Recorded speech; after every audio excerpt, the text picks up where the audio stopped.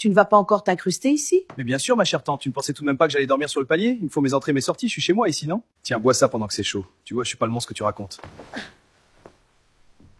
Oh, Ali. Ali, mon petit, écoute-moi. Je suis à bout, épuisée, je t'en supplie, rends-moi ces maudites clés.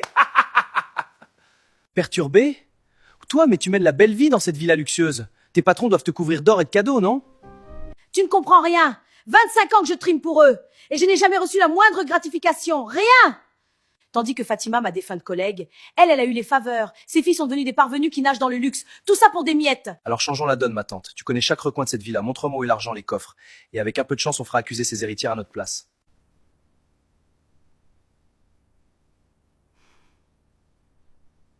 La fiancée portait les diamants et les émeraudes de Sabrina aujourd'hui. Des pierres rutilantes, une fortune. Si ces bijoux disparaissent, la police ne cherchera pas loin. Ils accuseront immédiatement les sœurs d'Amir, ces étrangères qui viennent d'emménager. Personne ne soupçonnerait une vieille employée fidèle depuis un quart de siècle. D'accord, on fait ton plan. Dors, madame. Dors et laisse-moi prendre ce que la vie m'a refusé.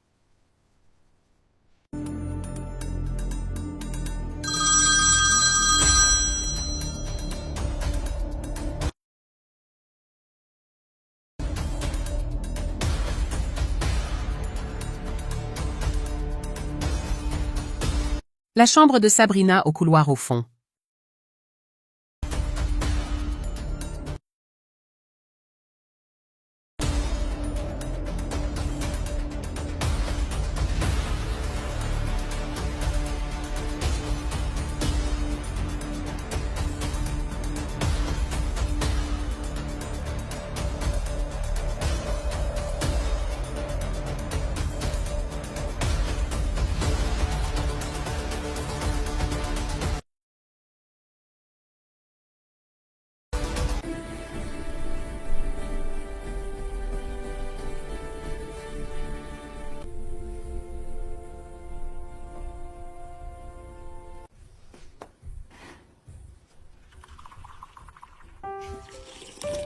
« 10 heures.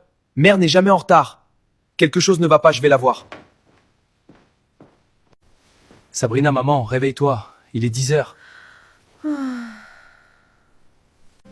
Maman, réveille-toi. C'est un cauchemar! Amir, regarde! Le coffre est vide!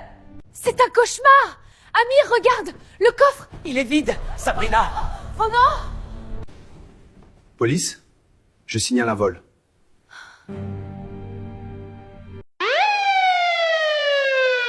J'ai entendu un bruit, comme un vol, un battement d'aile ou un souffle. Mais je voulais pas m'approcher, j'ai eu peur, alors je suis restée cachée. Vous avez eu peur, je vois. Je prends note de votre déclaration. Merci, mademoiselle. Et vous, madame? Moi, monsieur l'inspecteur, je ne dors pas ici. Je termine mon service très tard, c'est vrai, mais je rentre chez moi chaque soir. Je suis une femme mariée et je suis mère. Je ne peux pas passer la nuit au manoir, ma place est auprès des miens. Très bien. Vous étiez donc déjà parti ou sur le point de partir? C'est une telle coïncidence. Toutes ces jeunes filles qui arrivent, madame qui leur prête ses joyaux pour les fiançailles, et paf, le coffre se vide le soir même. Histoire. Qu'est-ce que tu insinues, Yemna? Tu oses pointer du doigt mes sœurs? C'est trop facile! On nous utilise comme des boucs émissaires parce qu'on est nouvelles ici. Le vrai voleur a profité de nous pour frapper en toute impunité. Personne ne quitte cette maison. Nous allons analyser chaque empreinte sur ce coffre et sur l'escalier. La vérité finit toujours par remonter. Madame Sabrina, un point important. Avez-vous prêté vos bijoux à la jeune fiancée il y a 2 jours? Oui, commissaire, c'est la vérité. Je voulais qu'elle soit la plus belle. Alors, ma chère tante, comment s'est passée la comédie? Les flics ont mordu à l'hameçon? Ne fais pas l'idiot, Ali. C'était moins une. Oh mon Dieu! C'est une fortune. De cocher la paix, loin d'ici. Chacun son appartement. Enfin.